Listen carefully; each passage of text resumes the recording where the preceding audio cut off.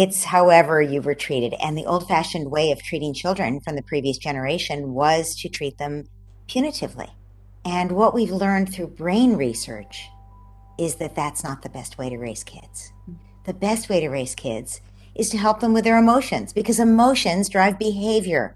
And if we can help children when they have a big emotion, they will behave better.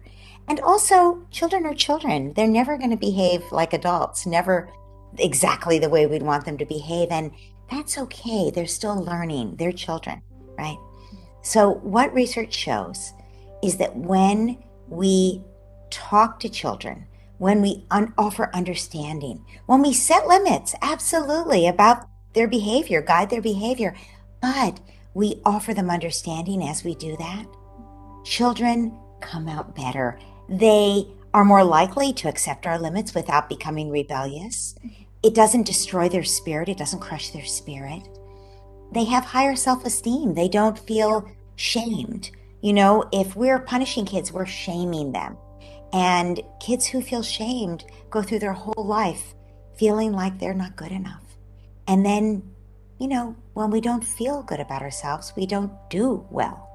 So that's the reason to parent differently. It's not just some newfangled idea. It's, you know, we don't design airplanes the way we did 50 years ago because we know now how to keep them in the air better and how to handle things that become a problem on an airplane. We don't do operations in the operating room the same way we did 50 years ago. We now do them so much differently and so much better, right? And we have a much higher rate of survival and people recovering from operations. We can treat medical conditions we couldn't treat 50 years ago. Well, we also have made big advancements in psychology. We have made advancements in the way the brain works. We didn't know how the brain worked 50 years ago, but now we know that when parents yell a lot, children are frightened. We can see it in their brains. And when children grow up in a situation where adults yell a lot, the child grows a brain that is designed to handle trauma and traumatic situations. And they become very reactive, the child. And their brain doesn't think as well. It's more reactive, so it's not using the executive function of the brain that it needs to think well. So we now know so much more than we used to about what children need in order to thrive. And, you know, in some countries where there was more control of information, that information hasn't gotten through. But now it's beginning to. So you're asking, how can parents who are starting to get this information change what they're doing when they grow up differently? And I think the answer is start by educating yourself, start by changing your habits, and just don't expect to be perfect. You didn't grow up this way. It's all new to you. But just keep practicing and you will get better at it, because you know what's great? You're going to change your own brain also. You're going to grow a different kind of brain. Our brains are amazing in their ability to adapt. And when I say brain, I don't just mean the part up here. I mean the whole nervous system, because the whole nervous system calms us down when we're upset.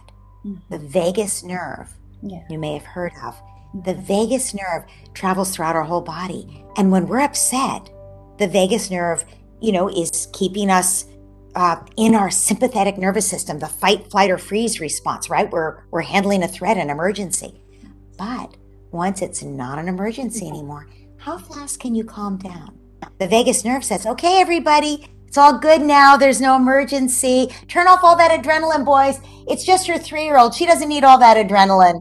She doesn't need all those stress hormones, all that cortisol. We can turn that all off now. And your vagus nerve is telling you to calm down. But sometimes we don't calm down. We stay very upset, right?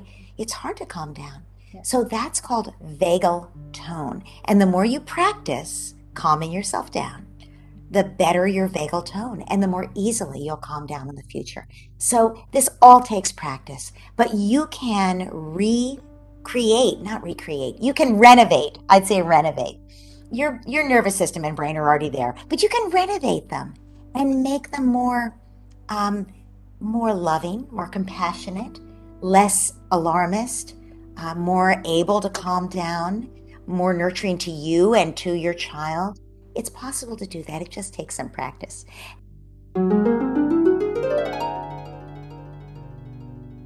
the other part of your question was, what about the people who say, well, I was spanked and I came out okay? Yeah. So people say that in the United States too. You're not alone in that. And what we know from the research is that people always apologize for their childhoods and their parents, because it's so devastating to think that someone who loved you, who you loved, who you depended on, who was your parent, who guided you in the world, who you were raised to respect and to revere, that person hurt you. It's hard to imagine that could happen. Those of us who were hurt by our parents have some work to do on ourselves. We have to be willing to feel that pain. If we're not willing to feel the pain, then we justify it. We say, oh, I deserved it. It didn't hurt me. No problem. But the research is pretty clear on this. Being spanked by your parents always has a negative impact, even if it wasn't very much. The children who were spanked have worse self-esteem. They feel worse about themselves. They are also not as self-disciplined. They didn't get as much internalizing of discipline. The discipline was always from outside, so they didn't own that discipline, so they're less self-disciplined. And they're angrier. They have more anger management problems. Not always. Not everyone who was spanked has anger management problems, but many people do. And the ones who don't often are very unable to assert themselves in a healthy way. They're more likely to get pushed around by other people, by their spouse, by their boss, by their colleagues, because they're not used to sticking up for themselves. They're not used to being respected. They don't respect themselves. So even a little bit of spanking turns out to have an impact. Now, it doesn't have to. I was spanked as a child. I worked on it. All of us can work on the things that were done that hurt us as children. And we can work through them with counseling. And we can heal those parts of ourselves. And, my book, Peaceful Parent, Happy Kids, talks about this to some degree. But what I learned from talking to parents who'd read the book is that they needed more self-help. They needed more exercises to work through.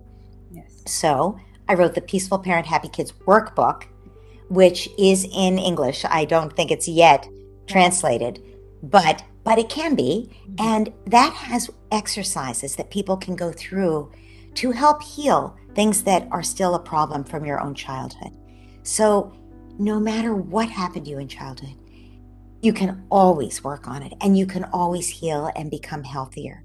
Yeah. And, you don't have to take that as a life sentence to have whatever happened then continue to change who you are for the rest of your life. You can continue to grow and be fully, realize your full potential.